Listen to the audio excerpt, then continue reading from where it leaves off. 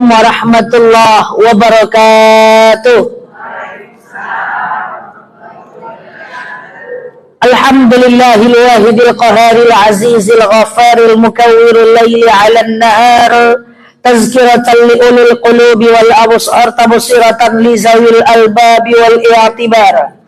Walhamdulillahilladzi nahmaduhu nasta'inuhu nastaghfiruh wa na'udzu billahi min syururi anfusina wa min sayyiati a'malina may yahdihillahu fala mudhillalah wa may yudlilhu fala hadiyalah.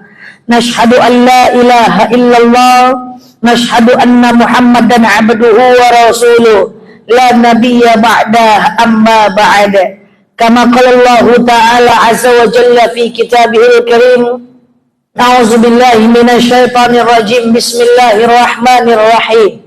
Ya ayyatuhan nafsul mutmainnah irji'i ila rabbiki radiyatan mardiyah fadkhuli fi ibadi wadkhuli jannati al-ayah. Wa kama qala nabiyyuna Muhammad ibn Abdullah, man salaka tariqan yaltamisu fihi ilman sahalallahu bihi tariqan ilal jannah. Al-hadis sadaqallahul azim. Ibu-ibu yang saya sayangi karena Allah, alhamdulillah, sebelum kita mulai kajian kita, sebagaimana biasanya kita berdoa kepada Allah, semoga siapapun kita yang hadir dalam majelis ini, insya Allah Allah sehatkan badan kita, Allah kuatkan jasad kita, Allah tambah ruh keimanan kita, Allah luaskan rezeki kita, Allah angkat segala masalah kita, Allah jauhkan kita dari orang-orang zalim, Allah matikan kita dalam keadaan husnul khatimah, amin. Allahumma amin. Ibu-ibu semua sehat? Alhamdulillah. Selanjutnya, innallaha wa malaikatahu yusalluna 'alan nabi ya ayyuhalladzina amanu sallu 'alaihi wa sallimu taslima. Salawat salam kita hadiahkan kepada baginda Rasulullah sallallahu alaihi wasallam dengan lafaz Allahumma salli ala Muhammad wa ala ali Muhammad. Ibu-ibu, bulan lalu saya hadir kan ya? Bulan lalu kita telah membahas tentang satu bab, yaitu bab sejarah Rasulullah sallallahu alaihi wasallam. Lagi nih Bu? Coba ya. Sampai usia berapa Rasulullah dengan Halimatus Sa'diyah? 4 tahun. Sampai usia berapa Rasul dengan Siti Aminah? 6 tahun. Usia berapa Rasul ketemu dengan Khadijah? 25 itu nikahnya besti. Masa Abbas serobok langsung nikah? Umur berapa? 17 tahun. Berapa mas kawin Rasul kepada Khadijah? Kalau itu tahu semua. Kalau sudah mas kawin semua tahu semuanya. 100 ekor unta dan 2 kilogram emas. Usia berapa Rasul berdagang ke negeri Syam? Usia 12 tahun. Masya Allah, ibu-ibu, nanti kapan-kapan kita ulang lagi terkait dengan sejarah Rasulullah Sallallahu Alaihi Wasallam, karena sejarah itu perlu kita untuk kita ketahui, ibu ya, supaya kita kenal dengan Rasulullah Sallallahu Alaihi Wasallam lebih dekat. Karena sejarah itu penting supaya apa? Supaya menumbuhkan rasa cinta kita kepada Rasulullah Sallallahu Alaihi. Alhamdulillah, ibu-ibu, kita lanjutkan kajian kita hari ini. Saya senang bertemu dengan ibu-ibu. Tidak ada libur dengan jemaah Nurul Islam ya, karena saya libur 2 minggu pengajian ibu-ibu. Waktu keberangkatan saya ke Aqsa Palestina, tapi alhamdulillah saya senang Nurul Islam nggak kena ya, nggak kena jadwalnya ya. Alhamdulillah. Ibu-ibu yang saya sayangi karena Allah, kita lanjutkan kajian kita hari ini sesuai dengan tadi yang ibu sampaikan, minta ulang terkait tahu dan disampaikan, tak minta ulang, tak jaleh lupa gaji itu, tentang apa yang bisa lakukan, apa yang bisa, apa tadi yang ibu minta tadi? Apa yang bisa kita lakukan untuk saudara kita, orang tua kita, suami kita, dan siapapun yang telah meninggal dunia. Ibu-ibu yang saya sayangi karena Allah, takut mati Bu? Takut mati? Enggak takut mati, mantap, cocok ke Gaza. Ya.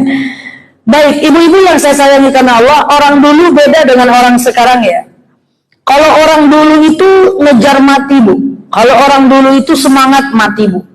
Kalau orang sekarang takut mati.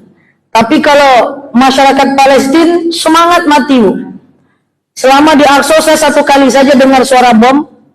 Ketika terdengar suara bom itu, saya tanya kepada masyarakatnya.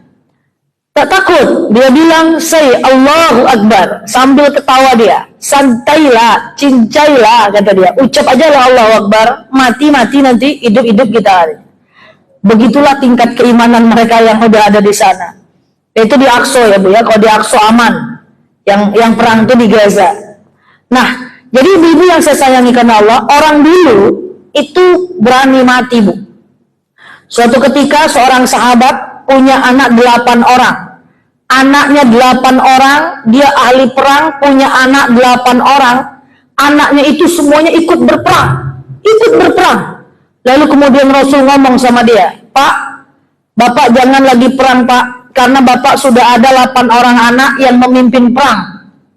Nggak bisa ya Rasulullah. Kalau anakku mati, maka matinya mati syahid. Sementara aku nggak ikut berperang karena sudah tua. Nanti matiku mati apa? Apa kata Rasul? Udahlah Pak, Bapak udah tua, nggak usah lagi ikut perang Pak. Nggak bisa ya Rasulullah, saya tetap pengen ikut berperang. Tetap dia pengen ikut berperang. Dia pegang bendera Allah, lagi di medan perang, putus tangan kanannya. Dia genggam bendera Allah. Nggak lama putus tangan kirinya. Dia genggam juga bendera liwa raya, bendera Rasulullah. Nggak lama putus kaki kanannya. Nggak lama putus lagi kaki kirinya. Akhirnya dia meninggal dengan putus tangan dan kakinya dan dia menggenggam kalimat La ilaha illallah. Jadi kalau orang dulu ngejar mati, Bu. Suatu ketika Rasulullah SAW meninggal dunia. Yang menyaksikan Rasulullah meninggal itu ada 2 orang. Yang pertama adalah Aisyah, yang kedua adalah Fatimah. Fatimah itu adalah anak kandung Khadijah tapi dibesarkan oleh Aisyah. Waktu Rasulullah meninggal, Rasul panggil Fatimah. Fatimah, ta'al, kesini Fatimah. Ada apa ayahku? Lalu kemudian Fatimah melengketkan telinganya ke bibir Rasulullah. Ditengok oleh Aisyah. Ditengoknya ternyata Fatimah ketawa. Menangis, kemudian mendadak Fatimah tertawa. Bertanya Aisyah, wahai anakku, apa yang dikatakan oleh Rasulullah sehingga engkau menangis kemudian mendadak kau bahagia? Apa kata Rasul? Aku dapat menangis karena aku dapat kabar bahwa Rasul akan meninggalkan kita. Dan aku bahagia karena dapat kabar setelah aku meninggal, setelah Rasul meninggal, aku yang akan menyusulnya. Senang dia, Bu. Tapi memang setelah Rasul meninggal, Fatimah 6 bulan setelah itu meninggal dunia. Masya Allah. Kira-kira kalau bapak meninggal lalu dia bisik sama ibu, Bu, aku duluan ya, setelah itu ibu lagi ya. Kira-kira ibu cemana, Bu? Pak iya seorang bang jenazah lah ya. Nah, jadi orang dulu berani mati, orang sekarang takut mati. Nah, pertanyaannya adalah, kenapa orang takut mati? Orang takut mati itu cuma 2 sebab. Yang pertama, yang mendoakan gak ada. Yang kedua, amal tak cukup. Itu saja. Kalau amal cukup, jelas yang mendoakan, kita tak takut mati. Saya bayangkan, saya punya cukup amal misalnya, kemudian pas saya meninggal, banyak orang doakan saya, cari mati saya. Tak takut saya mati. Karena amal cukup, jelas yang mendoakan. Biasanya orang takut mati, amal tak cukup, yang mendoakan gak ada. Maka hari ini kita belajar apa yang bisa kita lakukan untuk orang yang telah meninggal dunia. Bu, kita kalau mati, orang tua kita kalau meninggal, apa kata hadis? Kata hadis, idza mata banu Adam, ketika meninggal Bani Adam, inqata'a amaluhu illa bisalasin. Putus amal Bani Adam itu kecuali 3 hal. Cuman 3 yang dibawa mati, Bu. 3 cuman yang dibawa mati. Yang pertama apa? Al-ilmu yang tafa'ubi, ilmu yang bermanfaat. Makanya rajin-rajin majelis talim, kasih ilmu ke orang, balighu anni walau ayah, ajarkan orang walaupun 1 ayat. Nanti orang itu mengamalkan, kita dapat pahala. Kita tidur-tidur, orang itu mengamalkan, kita dapat pahala. Amal jari ilmu yang bermanfaat bisa dibawa meninggal. Yang kedua, apa namanya? As-sadaqatun jariyah, sedekah jariyah. Apa beda sedekah biasa dengan sedekah jariyah? Kalau sedekah biasa, kita kasih sesuatu, tapi cuma bisa dimanfaatkan oleh satu orang. Kalau sedekah jariyah, kita kasih sesuatu, dimanfaatkan oleh banyak orang. Saya ulang, sedekah biasa, itu saya kasih sesuatu, tapi cuma dimanfaatkan untuk satu orang. Kalau sedekah jariyah, bisa dimanfaatkan untuk banyak orang. Kalau sedekah jariyah ngalir pahalanya. Contoh, saya ambil sendal, saya kasih ibu pakai sendal itu kemana-mana, itu sedekah biasa. Saya ambil sendal, saya taruh ke masjid, dipakai banyak orang, sedekah jariyah. Saya ambil mukena, saya kasih teman saya, sedekah biasa. Saya ambil mukena, saya taruh ke masjid, dipakai banyak orang, sedekah jariyah. Saya ambil kain sarung, saya kasih teman saya, sedekah biasa. Saya ambil kain sarung, saya taruh ke masjid, dipakai banyak orang, sedekah jariyah. Sedekah jariyah itu jangan dikira bangun masjid, hibah tanah, wakaf tanah, tidak. Apapun yang dimanfaatkan untuk banyak orang, itu adalah sedekah jariyah. Banyak-banyakkan itu sedekah jariyah, biar dia menolong kita kalau kita meninggal. Makanya lampu teras sering saya sampaikan, terangkan sikit. Ini lampu teras cuma 5 watt, terus rondok lu letaknya. Jam 12 hidupnya, alur subuh mati. Padahal itu lampu teras, kalau kita terangkan ke jalan, menerangkan jalan, itu sedekah jariyah. Itulah hal yastawil ladina ya'lamuna ma la ta'lamun. Tak mungkin sama orang berilmu dengan orang yang tidak berilmu. Orang berilmu tuh ngerti gimana ibadah itu minimalis tapi hasilnya maksimal. Salah satunya terangkan lampu teras tuh, terutama di jalan kakap. Oke? Terangkan. Nah, itu sedekah jariyah. Apapun itu, ya, ibu lihat misalnya jam dinding mati, ibu beli baterai, ibu cucukkan, ibu apa namanya itu? Ibu masukkan, dipakai banyak orang, itu sedekah jariyah. Pokoknya sedekah jariyah itu adalah sedekah yang bisa kita manfaatkan, dimanfaatkan untuk orang banyak. Oh, kalau kayak gitu Ustazah, saya sedekah jariyah aja lah, nggak usah sedekah biasa lagi. Oh, beda. Kalau sedekah biasa, kita dapat doa langsung, orangnya jelas. Bu, ini ada baju untuk ibu. Sehat badan Ustazah, panjang rezeki, panjang umur. Langsung. Kalau sedekah biasa langsung didoakan, betul? Kalau sedekah jariyah nggak ada yang doakan, cuman pahalanya ngalir. Ayo kita doakan yang belikan baterai jam masjid, kan nggak ada, cuman pahalanya ngalir. Paham maksudnya? Nah, artinya apa? Kita bawa mati sedekah jariyah. Makanya masuk surga itu bisa dengan harta. Salah satunya adalah sedekah jariyah. Maka orang-orang Islam itu bagusnya adalah orang-orang yang mapan, supaya dia bisa sedekah dengan hartanya dan dia bawa mati itu hartanya. Uang bisa bawa mati? Uang bisa bawa mati? Bisa. Uang konversi, belikan AC masjid, bawa mati. Uang belikan semen, bangun masjid, bawa mati. Uang bisa dibawa mati. Kalau ada orang bilang uang tak bisa dibawa mati, parah tuh. Uang bisa dibawa mati. Oke? Yang ketiga, kalau kita meninggal, maka yang bisa kita bawa adalah doa anak yang soleh. Nah, ini ada orang tua kita meninggal nih, suami kita meninggal nih, anak kita meninggal nih, menantu kita meninggal nih. Mereka cuman bawa itu. Pertama, orang tua kita meninggal, dia cuman bawa ilmu yang bermanfaat. Tapi masalahnya belum tentu orang tua kita berilmu, betul? Kadang-kadang tidak mengaji, tidak sempat datang ke masjid, pagi ke sawah, sore mengalai itik datang ke rumah. Kayak mana orang tua kita ngaji? Orang tua kita belum tentu punya ilmu. Yang kedua, orang tua kita bisa dia bawa mati adalah sedekah jariyah, tapi belum tentu orang tua kita punya harta, ya kan? Untuk sedekah jariyah, kadang ada harta, nggak ada ilmunya, sehingga mereka nggak sedekah jariyah. Yang ketiga adalah anak yang soleh. Anaknya kayak siapa? Kayak kita lah cuman. Keimanan cukup makan.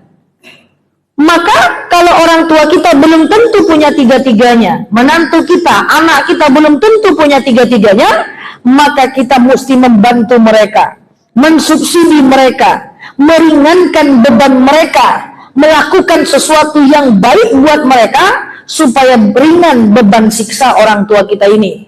Nah, inilah yang menjadi kajian kita hari ini. Apa yang bisa kita lakukan untuk orang tua kita, sanak famili kita, suami kita yang telah meninggal dunia. Sampaikan kajian ini kepada anaknya supaya bisa diamalkan untuk kita. Paham? Yang pertama, idza mata banu Adam, ketika meninggal Bani Adam, faqra khataman minal Qur'an li ahliha. Hatamkan Quran untuk orang yang meninggal itu. Ibu kalau mau khatamkan Quran untuk orang meninggal, ibu coba kasih waktu saja. Kalau pengen khatam Quran dalam 1 bulan, maka caranya adalah ibu baca 2 lembar setiap habis salat.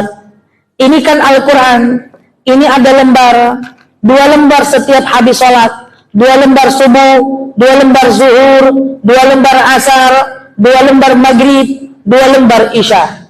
Berarti sehari 10 lembar. 10 lembar itu 1 juz. Iya kan? Berarti sehari 10 lembar kan?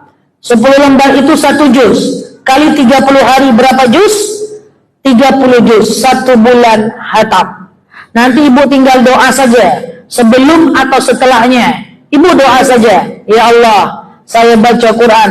Dengan baca Quran ini lapanglah kuburan mak saya. Ringan sisa kubur orang tua saya. Berhenti malaikat menyiksanya. Lapang kuburan orang tua saya, ringan sisa kuburnya, dan seterusnya. Hatamkan Quran untuk mereka kalau mau 1 bulan. Oh, nggak bisa kami 1 bulan saja. Kalau nggak bisa 1 bulan, 10 hari aja lah. 10 hari. Kalau nggak bisa 1 bulan nggak apa-apa. 10 hari. Mau?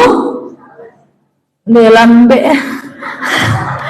Kalau nggak mau khatam Quran untuk orang tua yang meninggal 1 bulan, yuk kita khatamkan dalam 10 hari. Caranya gimana?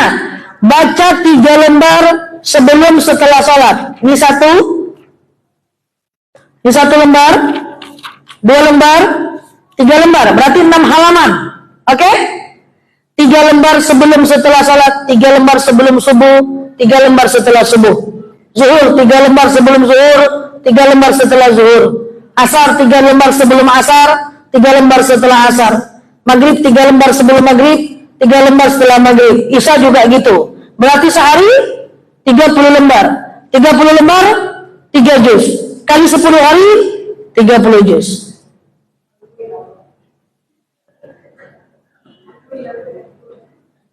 Bisa? Nggak bisa 10 hari. Ustazah nggak usah lah kayak gitu, saya ini capek-capek aja kami masa baca Quran gitu kali mata kami tak nampak lagi. Bok tegak sakit kaki, bok duduk sakit pinggang, bok baring tekalok mulu. Ya udah, ibu khatamkan aja dalam 4 bulan. Nah ini serius nih, 4 bulan. Anggap luar biasa, entah iya dan enggak. Kalau mau khatam dalam 4 bulan nih, 2 lembar tiap hari, bukan tiap habis sholat, tiap hari 2 lembar, tiap hari pokoknya, entah habis maghrib menjelang isya ke, entah habis subuh ke, entah mau tidur ke, tiap hari 2 lembar macam ini, 4 bulan hatam.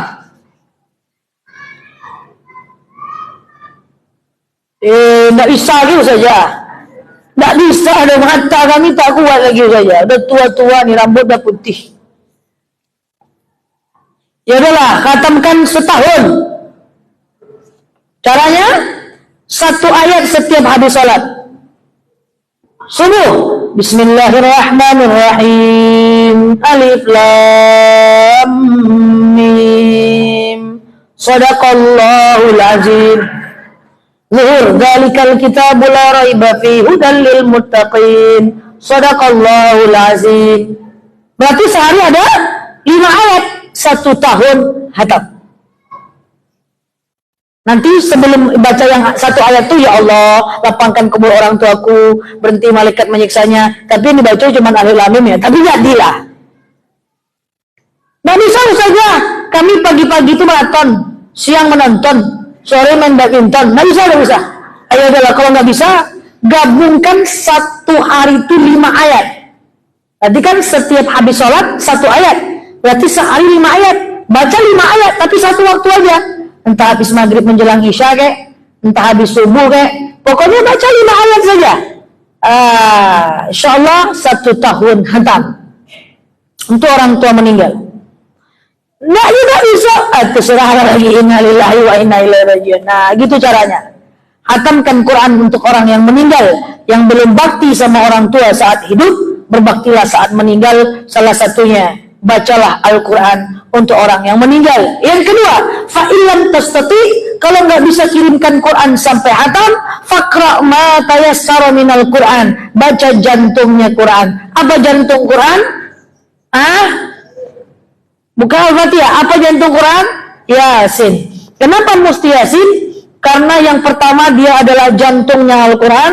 Yang kedua karena Rasul pernah bersabda, man qara'at Yasin faka'annama khatamani minal Quran.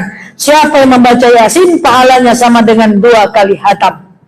Jadi baca Yasin tidak ada masalah. Yang masalah itu Yasin aja yang dibaca, ayat lain tidak dibaca, sampai ibu pun meninggal, itu baru masalah. Nah kenapa orang banyak baca Yasin di malam Jumat? Bukan untuk mengusir hantu, bukan Jumat Kliwon, bukan. Kenapa? Karena pergantian waktu dalam Islam itu dimulai dari maghrib.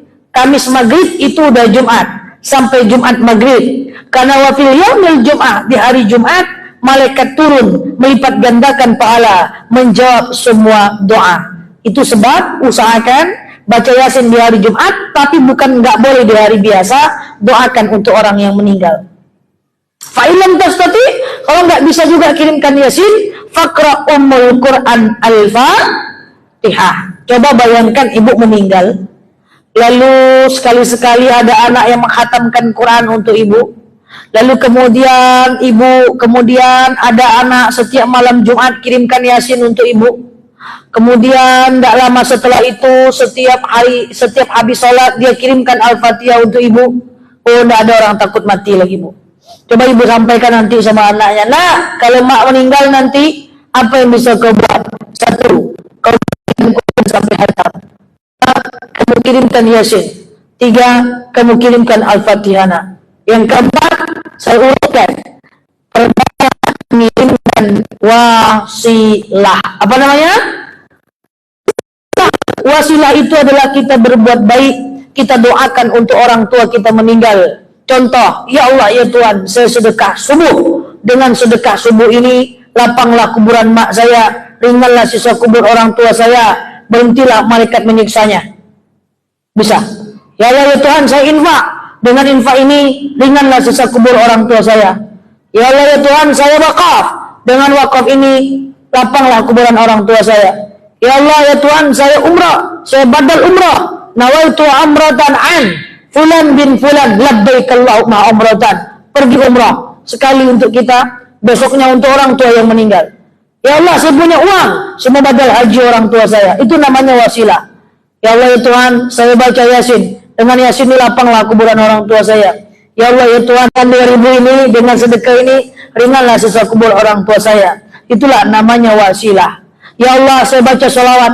Dengan baca sholawat ini lapanglah kuburan orang tua saya. Ya Allah, saya baca Al-Fatihah. Dengan Al-Fatihah ini ringanlah sisa kubur orang tua saya. Itulah namanya wasilah. Jadi wasilah itu adalah menjadikan amal kita untuk kebaikan orang yang meninggal dunia.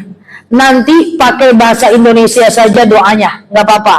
Dan wasilah bisa untuk banyak orang, tidak hanya untuk 1 orang. Misalnya ibu sedekah subuh. Apa itu sedekah subuh? Sedekah subuh adalah sedekah yang dilakukan di waktu subuh. Kapan batas waktunya? Dari azan subuh sampai habis waktu subuh. Kapan habis waktu subuh? Yaitu fajar sodik. Apa itu fajar sodik? Saat cahaya merah muncul di langit. Kalau ibu sholat subuh di masjid, ambillah uang 1000-2000, masukkan ke kotak infak, itu besar pahalanya. Sedekah di subuh hari, dalam hadis dikatakan, ada 2 malaikat yang akan turun ke bumi di saat sholat subuh, di waktu subuh. Malaikat pertama mendoakan orang-orang yang bakhil, malaikat kedua yang pelit, malaikat kedua mendoakan agar orang yang sedekah di subuh hari dilapangkan rezekinya sepanjang tahun. Rezeki bukan cuma bentuknya uang, tapi ketenangan, kebahagiaan, itu juga rezeki. Jadi sedekah di subuh hari, masukkan ke kotak infak, doakan. Ibu doanya dari sini aja, nggak apa-apa. Jangan ibu ngantri buat di kotak infak dulu lama-lama. Ngapa lama-lama doa dulu, santai lah, jangan. Doa saja, ya Allah, seinfak. Dengan infak ini lapanglah kuburan mak saya, ringan sisa kubur orang tua saya, berhenti malaikat menyiksanya. Dari tempat duduk aja, lalu ibu masukkan. Kadang-kadang ada jemaah yang salah paham dengan ceramah saya. Karena ustazah ceramah, kalau kita berinfak, bersedekah, banyak-banyak doa. Mengantri masjid kami karena saja. Nggak gitu juga konsepnya. Jadi doanya nggak harus dicucukkan pula hidung ke kotak infak, nggak usah. Ya cukup di sini saja doakan. Sebelum setelahnya boleh. Masukkan uang ke bakul. Jangan ditahan pula bakul tuh. Kok lama kali doa dulu, jangan. Biarkan aja bakul tuh lewat. Nah kita berdoa. Gitu. Karena salah satu doa mustajab adalah doa saat kita berbuat baik. Ada rezeki, ambil uang sedikit, buat Quran Yasin, taruh foto bapak kita di depan. Innalillahi wa inna ilaihi raji'un. Telah berpulang ke rahmatullah, ayahanda kami Fulan bin Fulan, mohon doa. Lalu bagikan kepada orang. Nanti setiap orang baca, dia dapat juga pahalanya. Beli Quran, wakafkan atas nama orang yang meninggal. Itulah namanya. Apa itu namanya? Wasilah. Wasilah hanya bisa dilakukan pada ibadah-ibadah sunnah. Tidak bisa pada ibadah wajib. Ya Allah, saya puasa Ramadan, dengan puasa Ramadan ini lapang kuburan mak saya. Itu tidak bisa. Bisanya cuma ibadah sunnah. Dan wasilah ini tidak hanya untuk orang meninggal. Wasilah bisa juga untuk kebutuhan kita yang hidup. Ibu pernah ketulangan, lalu orang tua ibu bilang apa? Ambil nasi, bulat-bulatkan, telan, baca sholawat. Sholawat itu maksudnya wasilah. Ya Allah, saya sholawat. Dengan sholawat ini rontoklah tulang-tulang nih Allah. Itu wasilah. Ya Allah, saya sedekah. Dengan sedekah ini punya cucu lah saya cepat. Ya Allah, saya infak. Dengan infak ini dapatlah anak saya jodoh cepat. Ya Allah, saya sedekah. Dengan sedekah saya ini sehatlah suami saya. Makin ganteng lainnya. Itu sih modelnya dari patang lampaknya. Itu wasilah. Ibu lagi kesulitan urusan, ibu sedekah. Ya Allah, dengan sedekah ini lancarlah urusan saya hari ini. Itu namanya wasilah. Bisa untuk orang hidup, bisa untuk orang meninggal. Paham? Yang pertama apa tadi? Kirimkan Quran sampai hatam. Bacaannya bukan Qurannya. Yang kedua kirimkan Yasin. Yang ketiga kirimkan Al-Fatihah. Yang keempat kirimkan, perbanyak mengirimkan wasilah. Sampaikan nanti kepada anaknya, "Woi nak, kalau mak meninggal nanti apa yang bisa kau buat?" Nah, itu ada 4. Dia kalau kita tahu apa yang bisa kita lakukan untuk orang tua yang meninggal, sedih kita tuh hilang. Kenapa kita sedih suami, anak, istri kita meninggal? Karena tak tahu apa yang mau kita buat. Tapi kalau tahu apa yang mau kita buat, insya Allah berkurang rasa sedih kita ini. Karena kita bisa berbuat. Apalagi kalau orang tua sudah meninggal, kita nggak bisa berbuat apa-apa, sedih. Menyesal itu sakit. Maka untuk menutupi rasa menyesal itu, lakukan amal yang saya sebutkan tadi. Oke, nomor, tak tahu lagi saya nomor berapa. Nomor 5. Apa yang dapat kita lakukan untuk mereka yang meninggal? Nomor 5 adalah perbanyak ziaratul kubur, ziarah kubur. Ustazah, katanya perempuan gak boleh ziarah kubur. Ada dalil yang menyebutkan kuntu na'aitukum an ziaratul kubur ala fazuruha. Dulu aku larang wanita ziarah kubur, kata Rasulullah. Sekarang aku bolehkan. Suatu ketika Aisyah pulang ke rumahnya, lalu ditanya oleh Abdurrahman, "Wahai Aisyah, kau dari mana?" "Aku habis dari makam saudaraku berziarah." "Bukankah suami melarangnya?" Maka Aisyah mengatakan, Rasul pernah bersabda, "Kuntu nahaitukum an ziyaratul kubur ala fadruha." Dulu aku larang wanita ziarah kubur, sekarang aku bolehkan. Dalam ilmu hadis ada namanya ilmu nasakh wal mansuh hadis. Apa ilmu nasakh wal mansuh? hadis yang lama bisa terhapus dengan hadis yang baru. Dulu memang wanita dilarang ziarah kubur oleh Rasulullah karena wanita banyak nggak mengerti tentang ziarah, mereka meraung meratap di kuburan. Akhirnya setelah Islam berkembang, ilmu sempurna, maka Rasul mengatakan, dulu aku larang wanita ziarah, sekarang aku bolehkan. Ziarah boleh, yang penting perhatikan adabnya. Apa adab ziarah? Satu, usahakan ngambil wudhu dulu, sunnah, tidak wajib, sunnah saja. Yang kedua, pakai pakaian yang tidak terlalu mencolok. Janganlah ibu cantik-cantik kalau pergi ziarah, tebanglah mayat tu nanti, woi sikolah hal. Jadi pakai baju yang tak terlalu mencolok, afdal, hitam. Dari belakang, ya Rasul, kau sedang ngapain? Apa kata Rasul? Aku sedang membersihkan kuburan ini. Lalu bertanya lagi Abu Bakar, ngapain kau bersihkan kuburan itu ya Rasul? Apa kata Rasul? Saya ingin meringankan beban siksa ahli kubur. Apa makna? Jangankan mendoakan, membersihkan kuburan saja, meringankan siksa.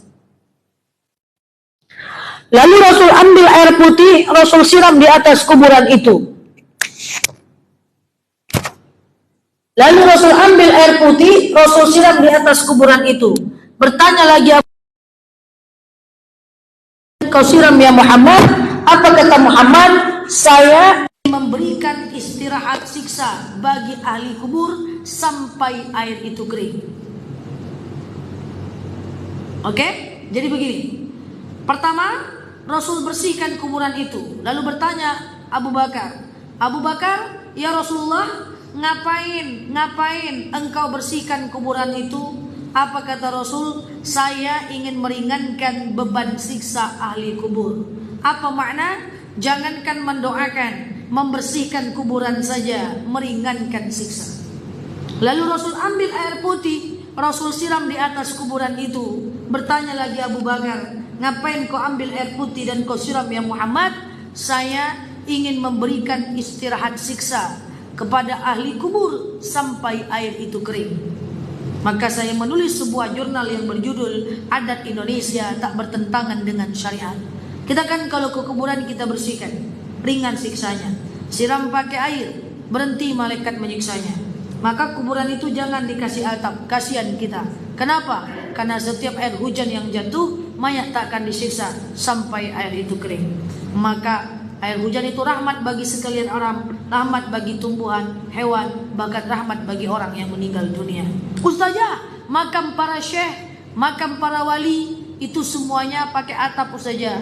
Mereka tiap hari dikunjungi. Kelawak dan tiap hari beratap pula nanti tak turun hujan, kita rugi. Oke? Paham? Nah, jadi pergi ke makam begitulah. Yang tidak boleh dilakukan di makam, apa yang tidak boleh kita lakukan di makam? Yang tidak boleh kita lakukan adalah berbicara dengan ahli kubur. Itu tidak boleh. Saya tiap tahun ngantar mak bapak saya ziarah ke makam nenek kakek saya. Kadang-kadang saya bersihkan makam nenek saya dengan mak saya. Datang mak saya ngomong, bu, ambo datang jo cucu bu.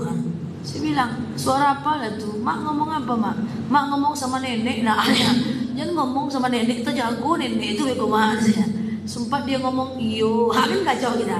Jadi nggak boleh ngobrol dengan ahli kubur itu. Paham ya? Oke. Yang pertama apa tadi? Kirimkan Quran sampai hatta. Kirimkan ya. Yes. Yang pertama apa tadi? Kirimkan Quran sampai hatta. Kirimkan ya. Yasin. Kirimkan Al-Fatihah. Perbanyak mengirimkan wasilah. Kemudian perbanyak ziaratul kubur. Lakukan itu ziarah kubur. Ustazah, baca Yasin di kuburan boleh enggak? Baca Yasin di kuburan boleh enggak? Tidak ada keutamaan di rumah atau di kuburan sama.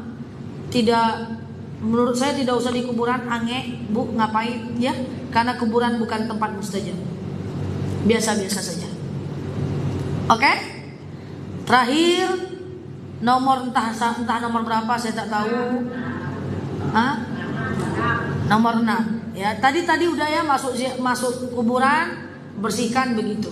Jangan duduk di kepala, jangan duduk di kaki, jangan duduk di kanan, usahakan duduk di kiri, usahakan duduk di bagian kanan dari ahlul mayit atau ahlil kubur. Nomor selanjutnya nomor 6. Ibu-ibu yang saya sayangi karena Allah, jemaah Nurul Islam, di sini banyak anak muda. Sampaikan kepada anaknya, belajarlah memandikan, mengkafani jenazah. Karena kenapa? Karena kalau nggak belajar, yang bisa memandikan jenazah itu kalau bisa adalah anak daripada ahlul bait. Saya dakwah udah 19 masuk 20 tahun sebentar lagi. Itu terlalu banyak. Saya melihat kalau saya memandikan jenazah, banyak anak yang nggak bisa memandikan jenazah orang tuanya. Ini sedih sekali. Jadi sampaikan kepada anaknya, belajarlah memandikan, mengkafani jenazah. Saya sering sampaikan kepada jemaah, anak tidak bisa diharapkan di dunia, susah. Kita besarkan dia yang laki-laki, S1, S2, S3, S cendol, belum lagi balas budi, dia udah beristri dengan orang lain. Iya kan? Kita besarkan anak perempuan, S1, S2, S3, S tontong, belum lagi balas budi, dia udah dilarikan oleh suaminya. Yang ada cucu dititip nyokawa. Ujung-ujungnya kita cuma bilang apa? Yang penting kau baik nak, biar mak gini-gini aja. Ini bukan tak boleh menitip cucu, tengok-tengok pula kawan-kawannya. Artinya apa? Sejarah membuktikan, fakta empiris membuktikan bahwa anak tidak bisa diharapkan di dunia. Kapan kita harapkan dia? Kalau kita telah meninggal dunia. Maka sampaikan kepada anaknya, belajarlah memandikan, mengkafani jenazah. Saya nggak tahu di Masjid Nurul Islam ini seperti apa. Di Pekanbaru ini ada beberapa masjid yang ibu-ibunya sudah sering belajar memandikan, mengkafani jenazah. Saya salut dengan satu masjid di Pekanbaru ini, Masjid An-Najah Jalan Sakuntala. Itu masjidnya itu membuat pelatihan memandikan, mengkafani jenazah. Dibagi 6 kelompok. Yang ngajar saya 6 kelompok, 6 orang, 6 orang, 6 orang. 6 kelompok diajarkan, minggu ini 6 orang, minggu depan 6 orang, minggu depan 6 orang, pokoknya kayak gitu. Setelah 6 kelompok ini belajar, kelompok itu dilombakan. Saya jurinya. Setelah dilombakan kan mereka semangat tuh dapat minyak goreng kan. Sama paket umroh kan. Setelah dilombakan ketemu juara 1, 2, 3 sampai 6. Akhirnya kita urutkan nomor dari 1 sampai 15. Ketemulah 15 orang yang pandai memandikan, mengkafani jenazah. Ngasih ke Pak RT namanya. Kalau ada orang meninggal, Pak RT tinggal telepon-telepon aja. Itu di Sakuntala, masjid kita dekat Pekanbaru ini. Itu luar biasa pengurusnya. Nah, nggak bisa untuk orang tua, lakukanlah untuk anak-anak. Tujuannya apa? Tujuannya supaya nih kita meninggal ada anak yang memandikan kita. Ingat, yang lalu biar berlalu. Memandikan harus sejenis. Memandikan harus sejenis. Yang lalu biar berlalu. Bapak hanya boleh dimandikan oleh anak laki-lakinya. Ibu hanya boleh dimandikan oleh anak perempuannya. Anak laki-laki hanya boleh dimandikan oleh saudara laki-laki dan teman laki-lakinya. Anak perempuan hanya boleh dimandiin oleh saudara perempuan atau ibu perempuannya. Memandikan harus sejenis. Suami boleh mandiin istri, tapi istri tidak boleh mandiin suami. Karena waktu Rasulullah meninggal, tidak ada istri dan anak perempuan yang memandikannya. Sementara waktu Fatimah meninggal, Ali bin Abi Thalib memandikannya. Jadi anak perempuan tidak boleh mandikan bapak. Anak perempuan hanya boleh memandikan ibu. Anak laki-laki hanya boleh memandikan bapak. Semua sejenis. Yang boleh beda jenis hanyalah suami boleh mandikan istri. Karena waktu Fatimah meninggal, dia minta Ali bin Abi Thalib memandikannya, boleh. Tidak ada para istri Rasul yang melarang. Tapi istri tidak boleh mandikan suami. Yang lalu biar berlalu, ke depan kita perbaiki. Semoga Pekanbaru menjadi kota yang ahli ilmu, Indonesia menjadi kota yang ahli, negara yang ahli ilmu, sehingga nggak ada lagi keraguan dalam hal memandikan, mengkafani jenazah. Karena memandikan, mengkafani jenazah susah cari orang. Saya kadang-kadang dibangunkan jam 3 malam, 4 malam, Ustazah tolong, apa tolong? Ada orang meninggal, mana tukang mandi? Satu sakit paru, satu balik kampung saja.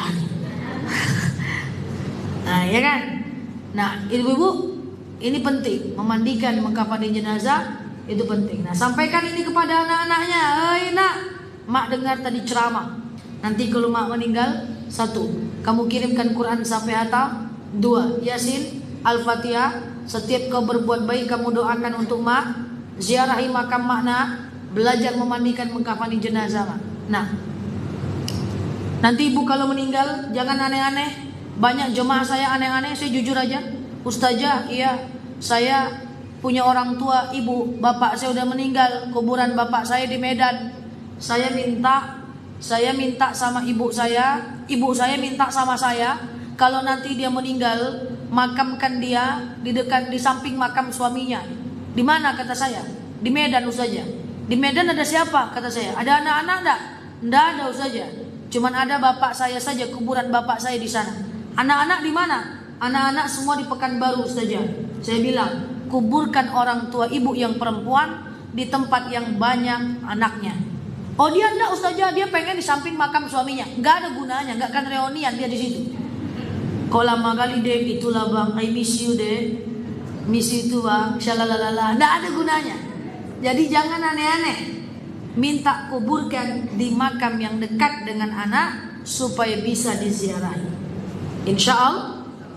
Demikian, semoga bermanfaat. Bulan depan taingi le tanda. Ya Allah alam bisawab, semoga bermanfaat. Ala azimiyah Al-Fatihah.